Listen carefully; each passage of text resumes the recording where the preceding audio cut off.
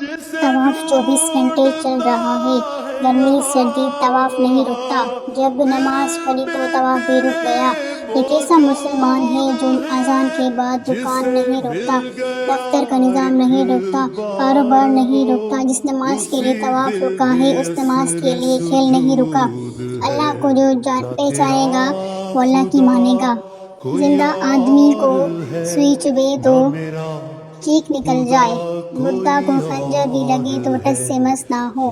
جس کا دل زندہ یعنی دل میں اللہ کی عظمت ہوگی اور دل میں اللہ کی محبت ہوگی تو جب اذان سنے گا نا، اللہ اکبر اللہ اکبر، دکان چھوڑے گا، دفتر چھوڑے گا، بستر چھوڑے گا، کاروبار چھوڑے گا، چلے گا مسجد کی طرف۔